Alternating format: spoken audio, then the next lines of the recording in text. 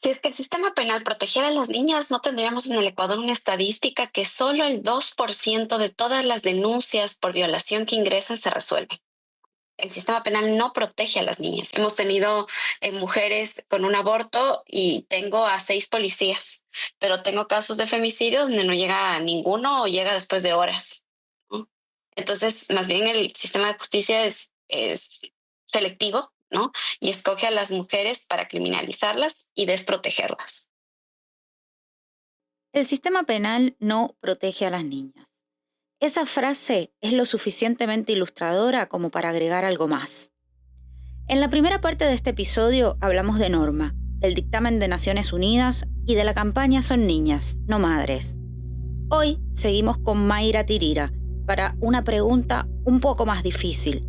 Si el castigo no funciona, si la cárcel no repara, si la policía muchas veces revictimiza, si los hospitales denuncian emergencias obstétricas y si los jueces no les creen, ¿qué significa proteger?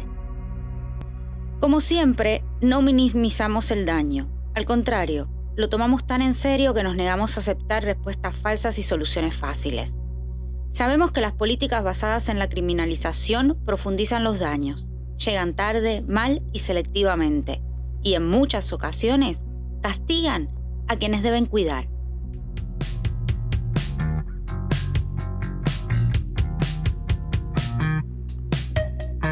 Bienvenidos a un nuevo episodio de Rabiosa Media, un podcast independiente de análisis político desde Puerto Rico, las izquierdas, el feminismo antipunitivista y de la abolición y la esperanza radical.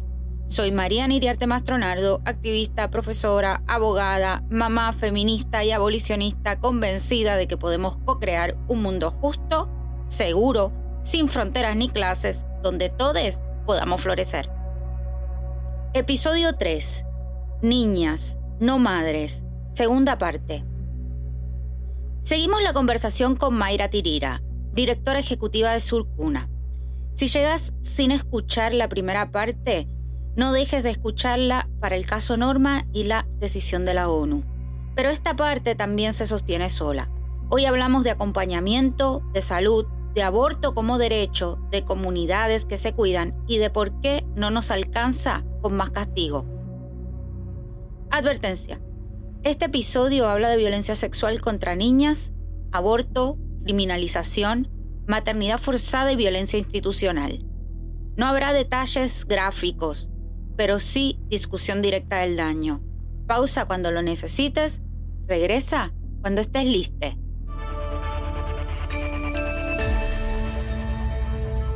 En Surcuna, el litigio feminista es una de las herramientas más importantes y bases estratégicas para lograr justicia para las niñas y mujeres de Ecuador. Claro, Mayra aclara que no es la misma justicia que nos dan los jueces. Por eso, no se engañan pensando que una sentencia construye justicia por sí sola. El litigio puede producir estándares y presionar al Estado. Sin embargo, la justicia que se busca es mucho más amplia. El feminismo antipunitivista no propone abandonar a las personas impactadas por la violencia en el vacío. Al contrario, busca construir más y mejores respuestas. Respuestas que no dependan exclusivamente del Estado, que, usualmente, produce más daño o lo administra. En esa construcción de respuesta se incluye a todas las personas impactadas, incluyendo a las personas que ejercen la violencia. Sabemos que usualmente las personas no se vinculan por primera vez con la violencia ejerciéndola. Entender que el proyecto de vida de las demás importa y que dentro de ese marco de lo que importa, tal vez lo que nosotros hacemos es solo una partecita muy pequeña. Nosotras solo nos encargamos de este proyecto de vida en la medida en que se articula con el sistema de justicia. Proyecto de vida es un concepto jurídico que atiende a la realización integral de una persona que a su vez se sustenta en las opciones que la persona pueda tener para conducir su vida y alcanzar el destino que se propone. La Corte Interamericana de Derechos Humanos ha dicho, y cito, que difícilmente se podría decir que una persona es verdaderamente libre si carece de opciones para encaminar su existencia y llevarla a su natural culminación. Estas opciones poseen en sí mismas un valor existencial.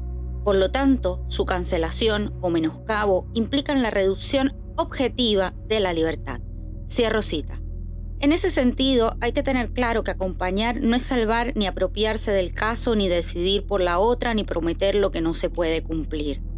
Es sostener una parte del camino y reconocer que el proyecto de vida de la otra importa, incluso cuando el sistema solo ve un caso. Las mujeres han vivido violencia y hemos vivido violencia a lo largo de la historia.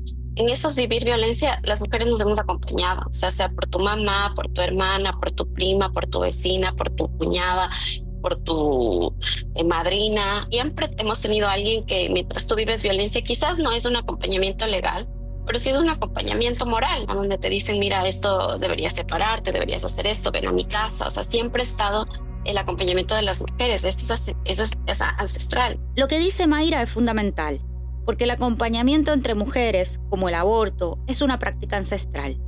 Antes de que existiera cualquier protocolo, las mujeres ya se acompañaban. La vecina, la prima, la hermana, la madrina, la amiga que dice, ven a mi casa, la compañera que sabe qué oficina atiende mejor, la que conoce el camino menos dañino.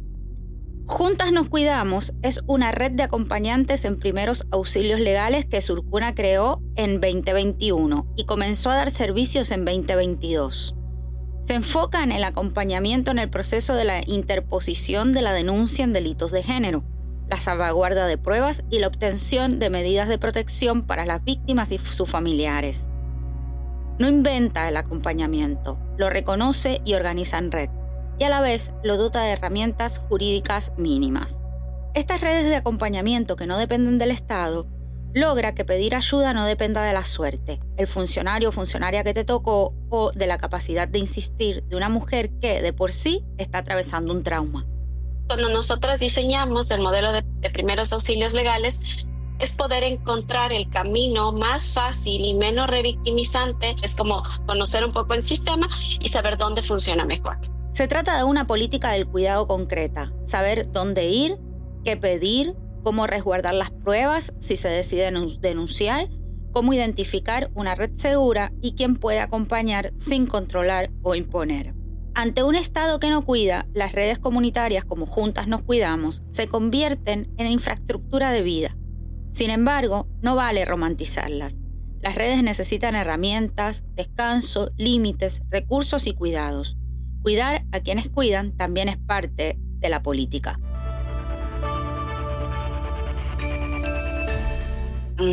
La discusión es si el aborto es un derecho, que el posicionamiento es que el aborto es un derecho. Si es un derecho que tiene que ser garantizado por el Estado. O sea, no es un favor, no es una prestación social, no es un capricho. El aborto es un derecho de salud sexual y salud reproductiva mínimo. Entonces, si es que es un derecho, es un deber del Estado garantizar que para la mayor cantidad de este país, las mujeres no pueden costear el acceso a un aborto. Por lo tanto, el servicio de salud pública es el que tiene que brindarlo. El aborto es un derecho y debe tratarse como tal.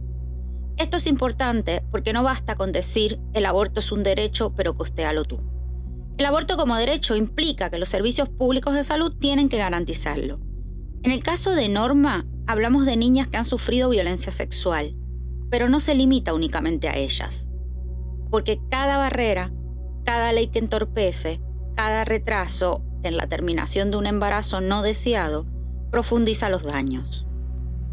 Puerto Rico cuenta solo con 4 clínicas de abortos, todas privadas y todas ubicadas en el área metropolitana. La pregunta obligada es, ¿estamos tratando el aborto como un derecho o como un procedimiento electivo? Cuando acompañamos abortos en los servicios de salud, de una forma legal, lo que se dice es, mira, ustedes aprendan haciéndolo, ¿no? Aquí está el caso y nosotras los vamos a acompañar para que se resuelva. En el contexto de Ecuador, donde la terminación voluntaria del embarazo está criminalizada, siendo únicamente legal si hay una causal que así lo permita, Surcuna llega con el caso al hospital y le dice al servicio de salud, este es el marco legal, así se resuelve este caso y ustedes aprenden haciéndolo.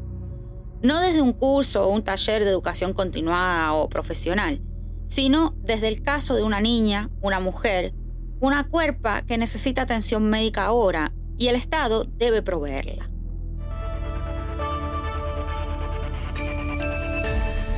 Aquí lo que nos dice la normativa, ¿no? Y ha sido también parte de muchas peleas, es saber que el objetor de conciencia es el médico que realiza el procedimiento, ¿no? Solo él puede ser objetor de conciencia. Y solo el médico a título personal puede ser objetor de conciencia, no puede ser el servicio. Lo que tenemos en los casos de objetores de conciencia es que tenemos que presionar, por ejemplo, a los superiores de los hospitales, a la Dirección de Salud Provincial, ¿no? Para decir, bueno, si es que en este servicio usted tiene un objetor, tiene que derivar el caso, ¿no?, a otro servicio para que otro médico lo realice. Sí, en los países donde el aborto es legal, únicamente bajo ciertas causales, los médicos pueden objetar. Luego de mucha lucha, los movimientos feministas y de mujeres han logrado que esa objeción únicamente cobije a una persona médica específica, no al hospital entero o al sistema completo. Si hay objeción, el Estado tiene que derivar y garantizar que el derecho se cumpla. Esto busca que la conciencia individual no pueda funcionar como un veto sobre la vida de una niña, adolescente o mujer, mucho menos que se convierta en una forma elegante de abandono estatal.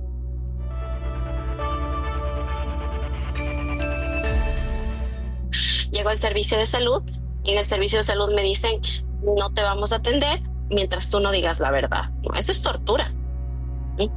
No se puede condicionar el acceso a la salud a un tema de decir qué fue lo que pasó. Entonces muchas mujeres dicen, no me hice nada, porque realmente no han hecho nada. Sin embargo, dicen, no, tú eres una asesina, entonces vamos a iniciar el proceso de criminalización y vamos a llamar a la policía. Hemos visto que hay muchísimo retardo en la atención en salud en este tipo de casos. Las mujeres narran, dicen, a mí me tuvieron varias horas sin una atención médica, los médicos no venían, las enfermeras me trataban mal. Cuando una mujer llega al hospital con una emergencia obstétrica y el personal de salud rompe el secreto profesional, demora la atención, exige confesión o llama a la policía, el hospital deja de ser un lugar de cuidados y se convierte en una frontera penal, como habíamos visto ya en el caso de Belén. Hemos tenido mujeres con un aborto y tengo a 6 policías, pero tengo casos de femicidio donde no llega ninguno o llega después de horas. Entonces, más bien el sistema de justicia es selectivo y escoge a las mujeres para criminalizarlas y desprotegerlas. El castigo no está solo en la cárcel. Como ilustra Belén, la película dirigida y protagonizada por Dolores Fonsi, también está en la sala de emergencia, en la camilla, en la mirada de sospecha, en la palabra asesina, en las horas de espera, en el miedo a pedir ayuda, en todas esas circunstancias donde una está en una situación de vulnerabilidad. La penalización del aborto produce clandestinidad, pero también produce sufrimiento dentro de las instituciones que deberían cuidar. ¿A quién protege el sistema penal? Cuando se trata de criminalizar abortos o emergencias obstétricas, se mueven rápido. Cuando se trata de feminicidios, violencia sexual o reparación, llega tarde o no llega.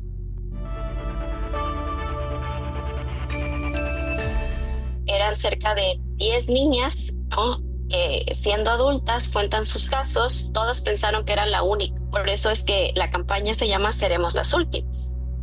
Porque decíamos, nosotras nos movilizamos porque queremos ser las últimas. Cuando entramos a investigar un poco sobre este caso, nos dimos cuenta también la situación en desprotección que se encuentra en los espacios privados que trabajan con niños y niñas. No existe una regulación, más allá de una regulación de seguridad, no existe ningún protocolo, por ejemplo, para prevención de violencia sexual. Reconocer mi historia en la historia de la otra, creo que también es un trabajo de reparación. Más allá de que la justicia les haya dicho que no, creo que ahí hay un trabajo importantísimo para hablar de la reparación. Mayra habla de la campaña Seremos las Últimas, que impulsada por sobrevivientes de violencia sexual, familiares y organizaciones feministas como Surcuna. Su objetivo principal es buscar justicia legal y reparación por los abusos sexuales sistemáticos cometidos por Alcides Patiño, entrenador y dueño del gimnasio Club Ecuador en Quito. Mujeres adultas que siendo niñas vivieron violencia sexual en un espacio privado de deporte. Todas pensaron que eran la única, hasta que se encontraron y en ese encuentro aparece otra forma de reparación: reconocer mi historia en la historia de la otra. ¿Qué protocolos existían? ¿Qué exigencias tenía el Estado para espacios privados que trabajan con niñas y niños? ¿Quién supervisa? ¿Qué se entiende por seguridad? ¿Un extintor y un letrero de salida, pero nada sobre violencia sexual? Pasó tanto y durante tanto tiempo que no nos alcanzan con respuestas pequeñas. Urgen estructuras de prevención, personas adultas responsables, espacios seguros, educación sexual integral, canales de alerta, reparación para las personas impactadas y comunidades capaces de creer sin destruir.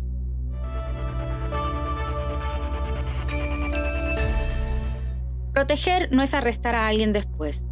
Proteger es que una niña sepa nombrar lo que le pasó, que una maestra sepa escuchar, que un hospital no denuncie, que una fiscalía no humille, que una familia no obligue a callar, que una comunidad no proteja a quien hizo daño por ser padre, profesor, entrenador, cura, jefe o vecino querido, que el aborto sea accesible, que la reparación sea concreta, que las sobrevivientes no tengan que convertirse en activistas para merecer justicia. Responsabilidad frente al daño sí, pero la cárcel no es sinónimo de responsabilidad, al contrario. Responsabilidad significa verdad, límites, reparación, transformación de condiciones y garantías reales de no repetición. Si el castigo protegiera, las niñas ya estarían protegidas. No lo están. El 80% de los casos de violencia sexual en nuestra región son contra niñas entre 10 y 14 años. Creo que te haya pasado, esto es irreparable. Nada va a poder reparar en la medida de lo justo tu proyecto de vida. Ahora, la reparación integral es lo mínimo que se le puede pedir. Lo que hacemos es construir la esperanza. Creo que es lo que hemos hecho los movimientos sociales todo el tiempo. Ningún derecho nos ha sido dado. Todo ha sido una construcción. A veces cada construcción ha sido con muchas pérdidas, con mucho dolor, y creo que en sabernos juntas, no solo en el Ecuador, sino también en la región, y saber que así sean cambios pequeñitos, se logran. Creo que desde ahí se construye la esperanza. Creo que la esperanza es colectiva, y creo que mirarnos en lo colectivo, con lo bueno, con lo malo, pero sabernos juntas, creo que eso es lo que por ahora nos dota de esperanza también acá. La esperanza de la que habla Mayra no es el optimismo tóxico de las influencers o de moda. Es la que se construye justo ahí, cuando una quiere colgar los guantes, cuando una niña insiste o una organización acompaña aunque no tenga fondos. Es la de la red que aprende y la de la campaña que nombra. La de una decisión internacional que se gana, pero no se agota allí. Y las miles de personas que deciden que lo obvio no se vuelve a negociar. Son niñas, no madres, no es solo una consigna, es un límite político, es una demanda concreta. Aborto accesible, educación sexual integral, reparación, salud mental, protección comunitaria, no revictimización y no criminalización. Desde Puerto Rico, desde el Caribe, desde Rabiosa Medea, la pregunta no es cómo importamos otro sistema penal más duro. La pregunta es cómo construimos mundos donde a las niñas se les crea, cuide y sean libres, donde ningún Estado pueda llamar maternidad a lo que es tortura. Mundos donde acompañar sea una forma de justicia.